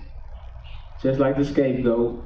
This y'all thing. Right? Go ahead with verse 25. Okay. Then answered all the people and said, his blood be on us. What? They say? His blood be on us. Man. And on our children. Oh my goodness. And it is, indeed. All right, go ahead. Even to this day. Because we the children. We still scattered. We still struggling. We still getting curses. No, that's true. Go ahead. Then release. But see, that's what the law say. The innocent blood is going to be upon you. Whatever you want done, it's going to come back around. Go ahead. Then released he Barabbas unto them. And when he had scourged Jesus, he delivered him to be crucified. And another, Deuteronomy 25 tell you that when you dealing with judgment, and you got one that's innocent and one guilty, condemn the guilty. Don't condemn the innocent. And then what's happening, right? That's why I said they didn't know my judgments. You in my land and you don't know my judgment. And all of the people is with it. Kill them, crucify them, get them out of here, right? So what happened? 27. Then the soldier of the governor took Jesus into the common hall and gathered unto him the whole band of soldiers. I wonder what they did. And they stripped him and put on him a scarlet robe. They took his clothes off and put him on a scarlet. They finna mock him. Go ahead. And when they had platted a crown of thorns, they put it upon his head and a reed in his right hand. And they bowed the knee before him and mocked him, saying, Hail, King of the Jews! And they spit upon him and took the reed and smote him on the head. And remember, he ain't saying nothing. All the while this stuff is happening, he not saying a word. Sheep to the slaughter. This is the price of sin. Smitten by the Father and afflicted. This ain't no cheap thing. The wages of sin is death. So when we come, we need to have lowliness of mind on this day. Because this is really what we deserve. But this is what he took. On your behalf. Go ahead. And after that they had mocked him, they took the robe off him. Now, you know, if they mock and one of us, you know, you gonna open your mouth. You gonna be on your dying bed. You know, I ain't going out like this. You right? You gonna have something to say. But go ahead. And put his own raiment on him. Look at that. Mm-hmm. Put his own raiment. That's on. In Leviticus, it was telling you about the clothing. Like this, why do you think it even mention that stuff? Right. Christ got to fulfill all that. Remember, if he fulfilled not one word of this thing, he is not the one. Right. But he just showing you, I did everything. I fulfilled the law and the prophet. Everything that was written about me, without a doubt. Right? To the most minute thing. Right? That's how it is. And we're going to see something else he did. Right, go ahead and read. And led him away to crucify him. Mm-hmm. And as they came out, they found a man of Cyrene, Simon by name. Look at that. Somebody had to carry the scapegoat to the wilderness, lead him out by the hand of a fit man. What happened? Him they compelled to bear his cross. Because the cross, the sacrifice, the altar, they run together. That's what you're doing on that cross. You offering up that sacrifice. That's part of worship. When you come before me to worship. Oh, that's part of worship. Go ahead. And when they were come into a place called Golgotha, that is to say, a place of a skull. That's where dead people are. Remember that thing was telling us about a land uninhabited? Mm-hmm. Death represents a land that's uninhabited. Darkness is there. No light. Mm-hmm. All right? But he was telling them, where I'm going, you can't come. So he let you know I got to rise. I'm going back to the right hand of the majesty. That's why we needed the two goats. One to die and one represent the resurrection. But go ahead. They gave him vinegar to drink mingled with gall. Did he drink it? And when he had tasted thereof, he would not drink. What's that mean? He already told his disciples that. What's that mean? We know it wasn't eating.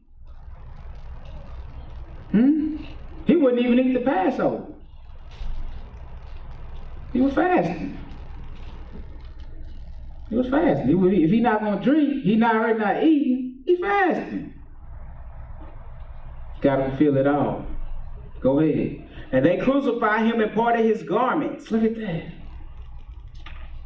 You know he be making a big deal about them garments. Even if you take when you supposed to give them back according to the law? Before the sun go down. Why? Because it's the man's covering. Mm-hmm. Right? But go ahead. That it might be fulfilled which was spoken by the prophet. They parted my garments among them, and upon my vesture did they cast lots. And sitting down they watched him there, and set up over his head his accusation written, "This is Jesus, the King of the Jews." That's what they accuse him of. That's the truth. Go ahead. Then were there two thieves crucified with him, one on the right hand and another on the left. Remember, said he made his bed with the wicked. Yes.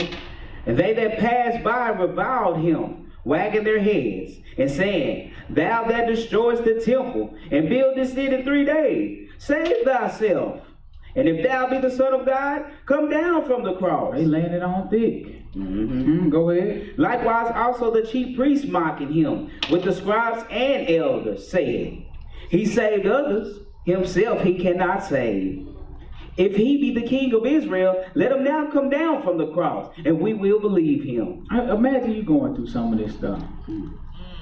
Just imagine. Sin is a heavy price. It costs.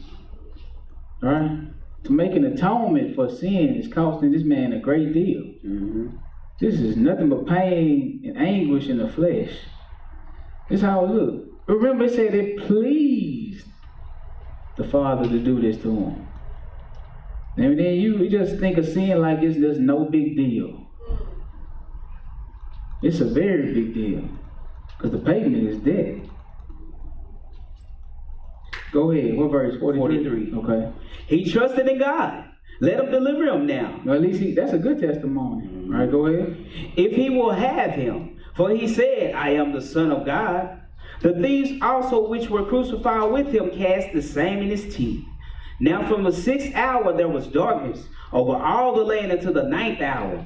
And about the 9th hour Jesus cried with a loud voice, saying, Is that an accident? Is that an accident? No, sir. There ain't no accident. That's the time when you offer up the sacrifice. Mm-hmm. On the 9th hour. Right? That's when he cried up with a loud voice. Saying, What? Eli, Eli, lama sabachthani.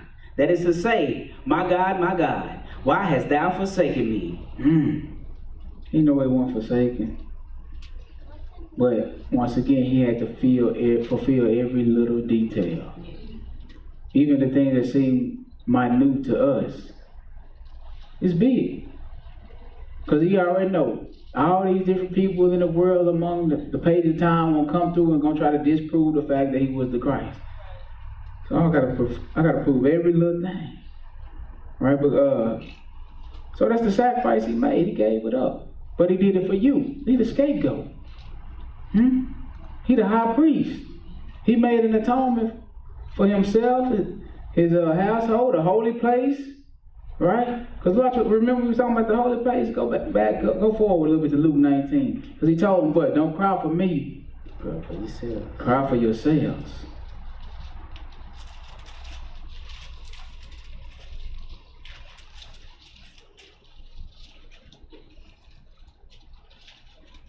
Verse 41.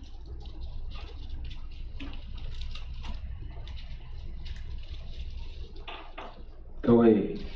And when he was come near, he beheld the city and wept over it, saying, if thou hadst known, even thou, at least in this thy day, the things which belong unto thy peace, but now they are hid from thine eyes. When you make an atonement, it's so you can have peace between the Lord and man. He said, you didn't know the things that pertain to your peace. If you had, it would have been good for you, but now you know what? It's hid from you. So what happened? For the day shall come upon thee, that thine enemy shall cast a trench about thee, and compass thee round, and keep thee in on every side, and shall lay thee even with the ground, and thy children within thee, and they shall not leave in thee one stone upon another, because thou knewest not the time of thy visitation. You wasn't aware. I was there with you. You wasn't aware. He said you didn't know the time of your visitation. So what is he talking to him in regards to? And he went into the temple, began to cast them out that sold therein, and them that bought. So he's talking to him in regards to 70 AD, right? He said when you see your enemies dig a trench around, why 70 AD? Why do I keep coming back to that? The temple was destroyed. What's important about the temple being destroyed? Everything was connected under the first covenant to the temple, to the physical sacrifices, right, to the earthly high priest. But now Christ is that sign of the second covenant. He is the mediator. He is the high priest. So remember, he said he established it. He's trying to show you it's established. Now we died on the cross. The veil of the temple rent, right? But the temple was still standing. So and remember, Jesus was hated. So they put it back together, and they kept going for about another 40 years or so. But after that, he tear it down all the way to the ground. Now it ain't no more temple. Now what? If you want your sins atoned for, you gotta come to me.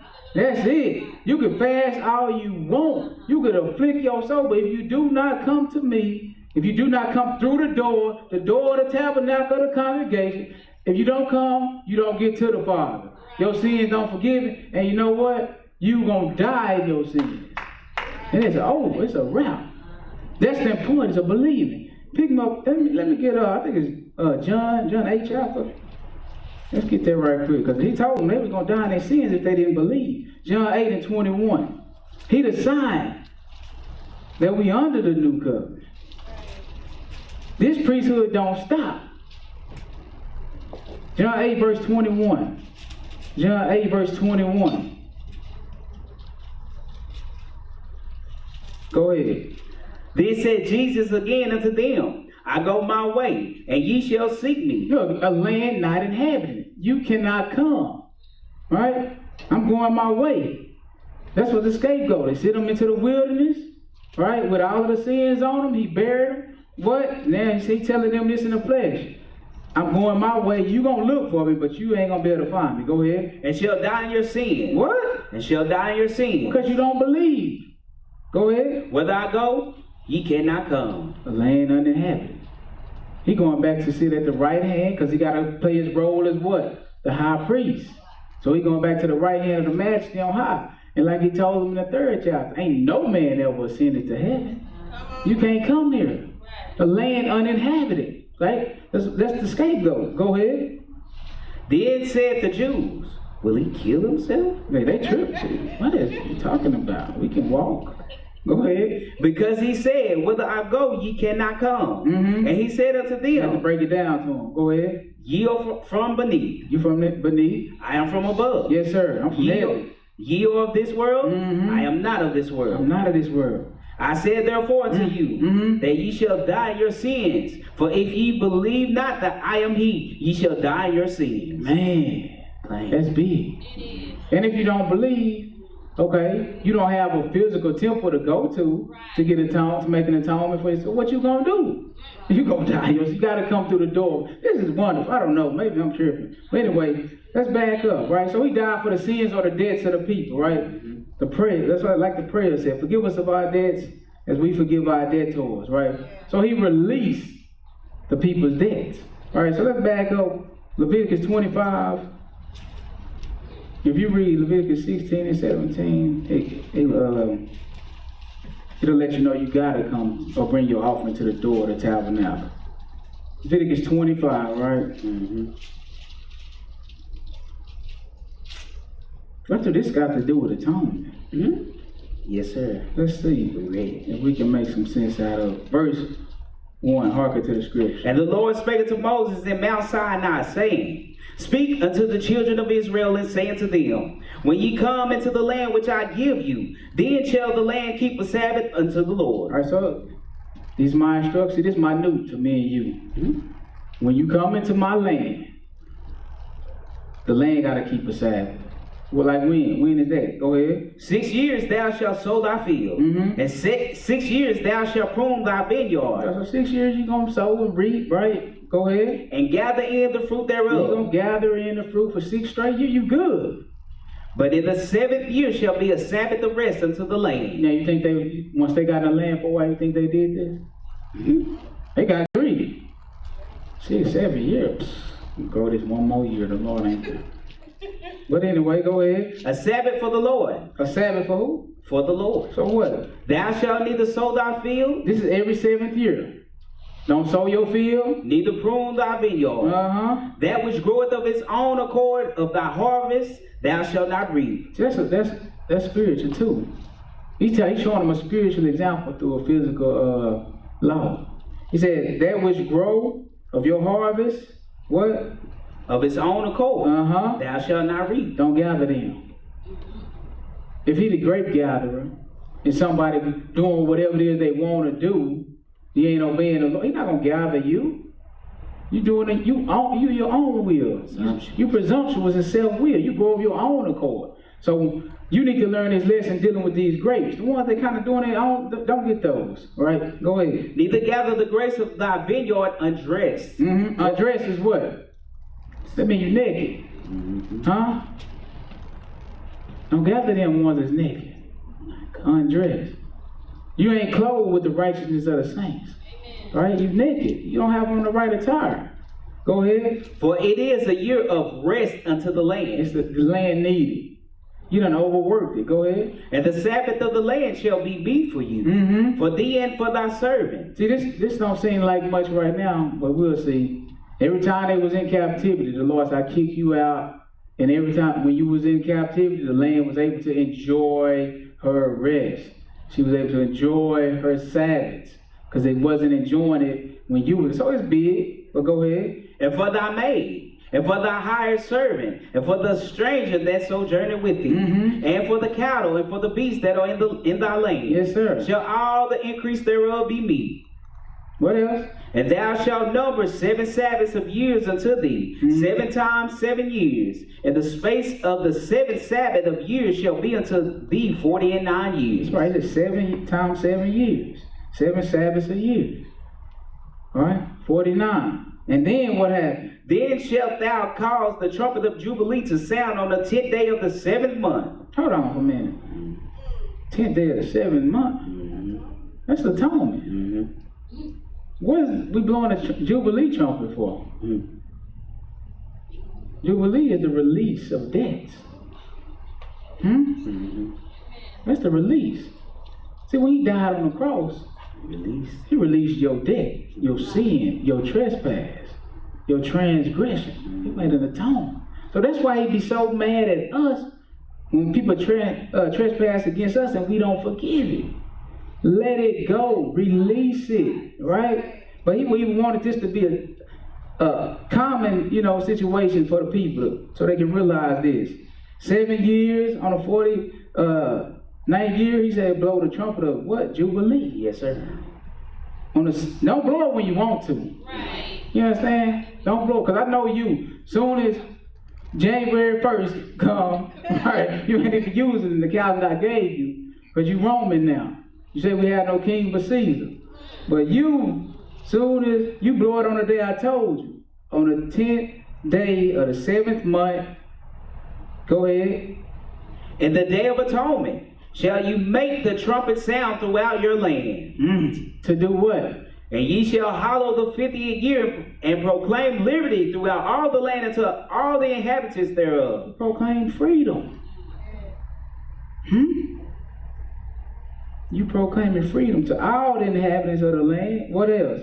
It shall be a jubilee unto you, and ye shall return every man unto his possession. Look at that. Give him his possession back. Every man.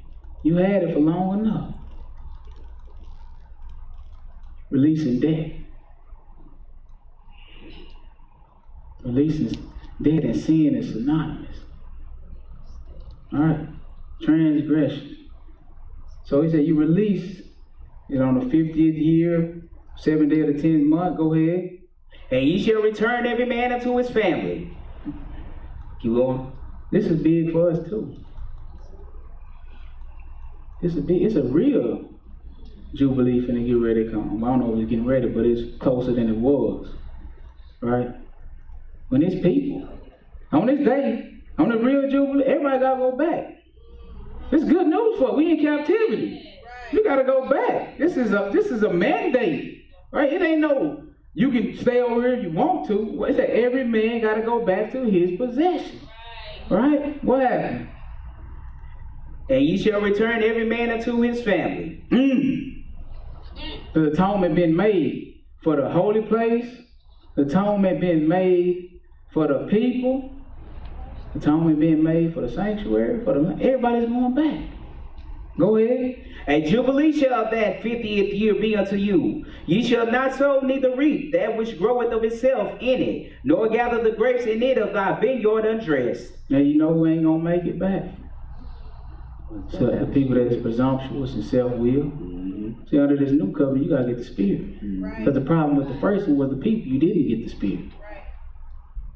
That's why I had to make a new one. And you know what? This new one, the sacrifice that I gave, is able to purge your conscience from dead works to serve the living God. The one that's gonna come back is the one that got the like mind. That's why it's the marriage supper of the Lamb. Can two walk together except they agree? Oh, the two shall become one. Right? Because we think alike. So he putting it back together. Go ahead. 12. For it is the Jubilee. It shall be holy unto you. It shall be holy unto you, yes. Ye shall eat the increase thereof out of the field. And what else? In the year of this Jubilee, ye shall return every man unto his possession. That's good news for us. Every man gonna return his possession. You got a plot on this in this place too, on this earth too. And it ain't Arkansas. Huh? I'm just saying. It ain't Scotland. Right? I was laying in Jerusalem. We going home. He had to clean it to make the atonement for the holy place. He tore it down. He gave the sacrifice. He gave you the instruction, gave you the new covenant and what to do. Right? And we clean us from our sins on this day of atonement. So this is a good day for us, y'all. You know, we just got to come to the Lord correctly. You know, thank him for the sacrifice that he made. Because we deserved it. We deserved it. But he paid their price. And the trumpet's gonna blow. We going home. So, I hope we got some kind of understanding. I hate to end it like that, but I'm running short on time. Let's go back to Leviticus 23 and cap it off.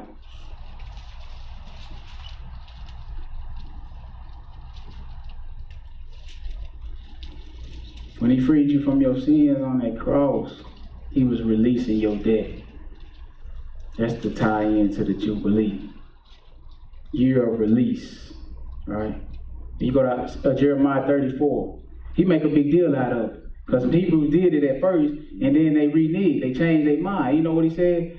Since you didn't do what I like, I'm going to proclaim liberty for you. He said, to the sword, to the famine, and to the pestilence. Like, he's serious about that. And that's exactly what happened in 70 AD. Some went to the sword, the famine, and the pestilence. Everybody else was scattered. Everybody else was scattered. Let me get Leviticus 23, verse 26. Go ahead. And the Lord spake unto Moses, saying, also on the 10th day of the 7th month, there shall be a day of atonement. It shall be an holy convocation unto you, and ye shall afflict your souls. So we ain't going to, change our facial countenance. We're going to keep it up, and we're going to be happy. Go ahead. And offer an offering made by fire unto the Lord. And ye shall do no work in the same day. That's right. For it is a